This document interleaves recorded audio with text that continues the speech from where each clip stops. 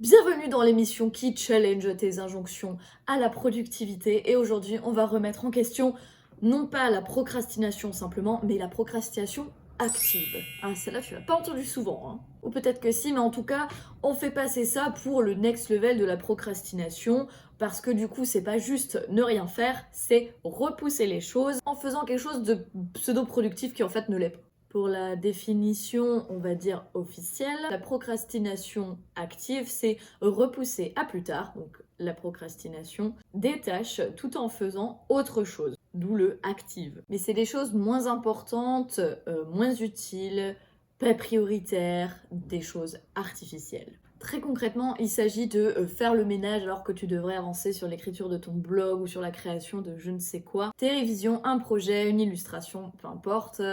Du coup, tu trouves toujours quelque chose de plus intéressant à faire. Tu connais le fameux, tu te mets devant ton PC avec une fausse motivation et tu regardes autour de toi et tu fais « Oh putain, mais qu'est-ce qu'elles sont sales ces vitres !» Ou insérer ici toute autre tâche de distraction comme regarder par la fenêtre, consulter ses mails ou encore répondre à des gens sur Instagram.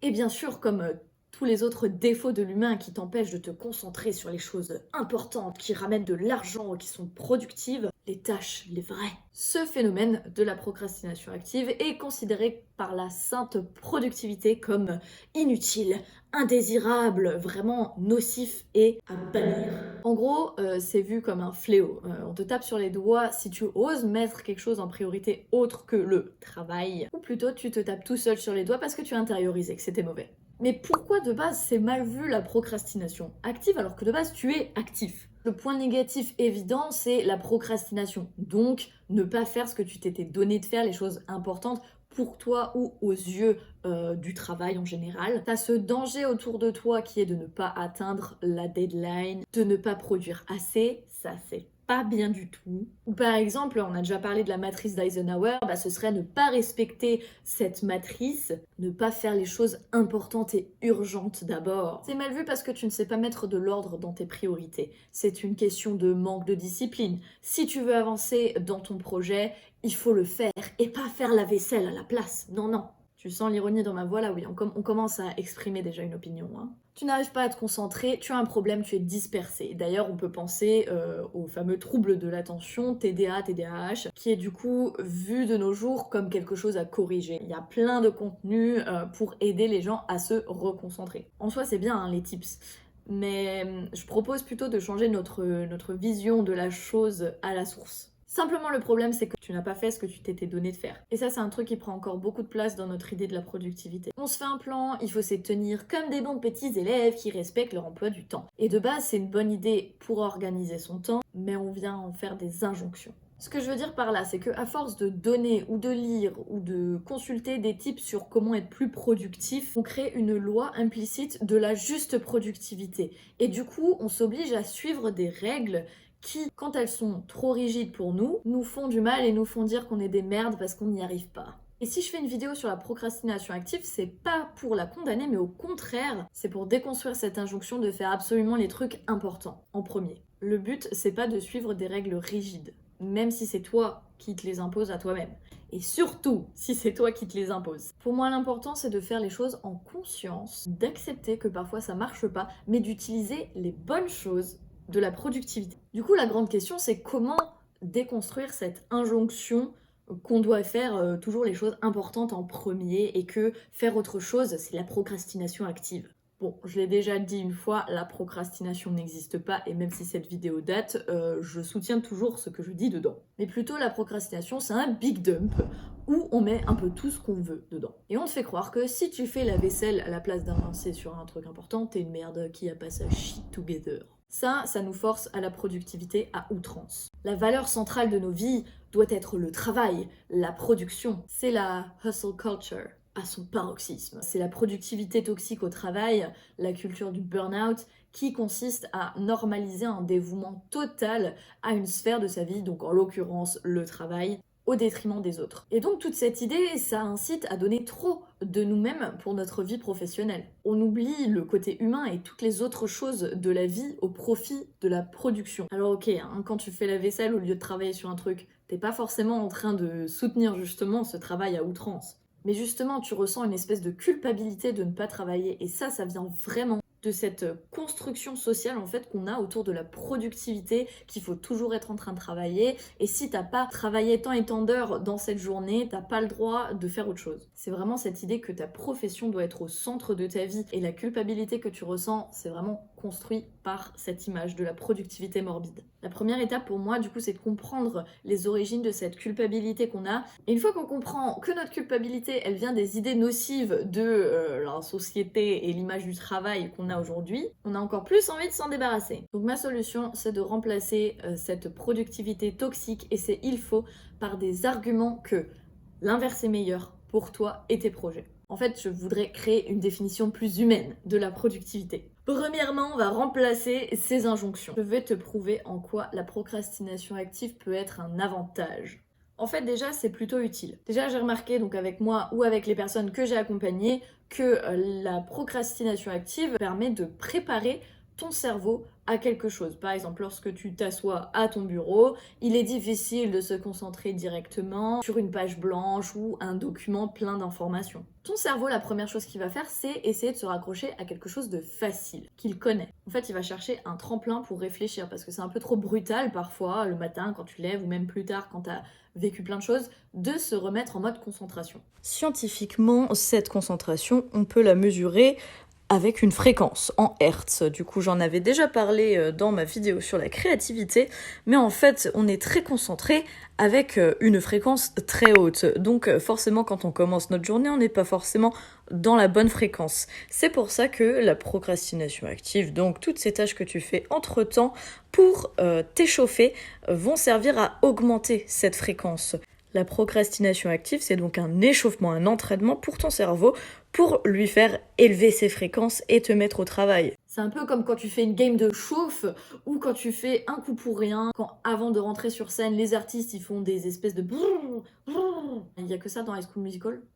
Je sais pas. Du coup, c'est un espèce d'échauffement, donc forcément, tu vas pas produire un truc génial tout de suite si ton cerveau, il cherche à s'échauffer. Et donc, il cherche d'autres tâches qui sont pas prévues, en fait, pour pouvoir s'échauffer lui-même tout seul. C'est malin, ça. Hein. Il y a 2 avantages à procrastiner. Attention, ne sortez pas ça de son contexte. Mais clairement, si on veut trouver des raisons pour lesquelles notre cerveau essaye de procrastiner et que tu n'arrives pas à en sortir, il y en a. Donc déjà, par rapport à ces ondes du cerveau, le temps que ton cerveau met à se rattacher à d'autres ondes de la concentration, ça te permet à activer les ondes de détente. Et donc, ton esprit va s'égarer à des endroits intéressants, comme la réflexion, le rangement, alors mental comme physique, on en parlera plus tard, et tu peux avoir une vision plus large sur ta charge mentale. Donc en gros, ton cerveau, il se prépare à produire quelque chose en faisant une petite entrée en matière. Mais dans le cas où, de toute façon, tu es en train de faire des choses comme des tâches inutiles, la vaisselle, tout ça, qui, entre nous, c'est grave utile d'avoir un environnement rangé, mais tu as la satisfaction déjà d'avoir fait quelque chose. Et franchement, si ton cerveau n'arrive pas à se concentrer sur les ondes dont il a besoin pour travailler, autant utiliser ton cerveau et ton corps sur la fréquence dans laquelle il est déjà. Deuxièmement, on en parle du fait que au moins les choses sont faites. On est des adultes, il y a des choses à faire dans la maison et franchement, quand on trouve la motivation simplement à faire une tâche de ménage, ben profitons-en. Ça paraît superficiel, mais franchement ça fait du bien quand c'est fait. Et en plus, ça peut être parfois des choses que tu repoussais depuis un moment. Donc déjà, il n'y a pas de petite victoire, hein. Et oui, tu as enfin trié ta collection de cartes Pokémon qui traînait là depuis des années. Bravo à toi. Mais plus sérieusement, si on va vraiment dans l'analyse, la procrastination active, ça te permet d'identifier une fuite ou l'origine d'un blocage dans ton travail. C'est une difficulté ou quelque chose que t'as pas mis dans l'ordre par exemple. Si t'arrives pas à te focus, ça peut être un symptôme que la tâche que tu dois faire par exemple ne te plaît pas, est trop difficile, est mal organisée ou demande de la clarté parce que tu sais pas par où commencer, etc. Ou alors que tu as besoin justement de dépasser un blocage, résoudre un questionnement d'abord. Et mon truc préféré, c'est que souvent c'est le fait de faire un choix qui nous bloque. Par exemple, je sais pas quel logiciel prendre, donc je bug et voilà, je fais rien. En fait, ton cerveau est perdu, il essaye de chercher un repère. Par exemple, quand tu as besoin de gérer quelque chose, de planifier ou de faire un projet un peu compliqué, si tu te mets à ranger ton appart, c'est sûrement que ton cerveau, ça, il sait le faire par cœur. Et au final, c'est symptomatique du fait que tu dois ranger ton espace de travail, ton cerveau. Donc, Ton cerveau, il range en vrai pour pouvoir te préparer à ranger dans ta tête. C'est super, on en revient à ce que je disais avant, c'est un échauffement. C'est comme s'il utilisait le même processus, mais métaphoriquement. Si tu nettoies tes vitres, est-ce que ce serait pas mieux de nettoyer l'intérieur de ton cerveau? Mais simplement s'en rendre compte, ça te permet de voir qu'il y a une transition, qu'il y a une recherche quand même de la part de ton cerveau de faire quelque chose en rapport avec ton travail. Et c'est là que tu vas pouvoir saisir ça au vol. Comment prendre avantage de cette procrastination active? Premièrement, capitaliser dessus. Si c'est une préparation pour ton cerveau, essaye de faire une tâche qui pourrait y ressembler ou utiliser ce que tu viens de faire pour en faire une nouvelle méthode de travail. Par exemple, trier, faire un plan. Moi, je pense que c'est super cool de profiter de l'avancement des tâches dites inutiles ou un peu de corvée. Tu peux par exemple faire une to-do alternative pour quand tu n'arrives pas à te concentrer. Et ça, la satisfaction que ça t'apporte de simplement barrer des trucs sur une to-do, donc autant en créer une spéciale pour quand t'as pas trop de motifs sur ton vrai travail. Alors ce que je dis souvent, c'est utiliser cette procrastination en conscience, c'est-à-dire tu dis activement, oui, là je suis au courant que je suis en train de dévier de mon travail, je me rends compte que je suis dans l'évitement, mais maintenant j'ai choisi de le faire parce que de toute façon j'arrive pas à me concentrer autrement. Tu culpabilises moins parce que tu as choisi des tâches que tu peux faire dans cet état de non-concentration. Tu as beaucoup plus de pouvoir sur les tâches que tu fais, sur ta procrastination en elle-même. Tu peux connaître tes humeurs et être plus indulgent envers toi-même. Je le rappelle, hein, on est des humains, pas des machines, on peut pas être à 100% tout le temps, mais on peut optimiser. Et quand tu te rends compte, même si t'as pas envie finalement de faire ces tâches inutiles, tu peux prendre cet espace pour brainstormer, réorganiser ou alors rendre plus facile cette tâche que tu es en train de repousser justement. C'est souvent que c'est une tâche compliquée, une tâche longue. C'est bien d'investir un petit peu de temps pour y réfléchir tout simplement. Pourquoi ça bloque ? Pourquoi est-ce que j'ai pas envie de m'y mettre? Et du coup, tu procrastines activement sur papier, mais en vrai, tu es en train de corriger ta façon d'opérer sur cette tâche. Tu trouves une meilleure manière de faire pour optimiser le temps plus tard. On pense trop qu'on est que efficace quand on fait à proprement parler la tâche. Alors qu'en vrai, la réflexion, c'est une énorme partie du travail. Il vaut mieux être mentalement prêt à travailler efficacement que de se forcer, traîner des pieds et vraiment vivre mal le moment où on doit se mettre au travail, quoi. Parce qu'au final, souvent, on le fait mal en plus de ça. Alors du coup, si le bon échauffement et se préparer mentalement, c'est ça la procrastination active, ben let's go, moi je veux bien. Hein.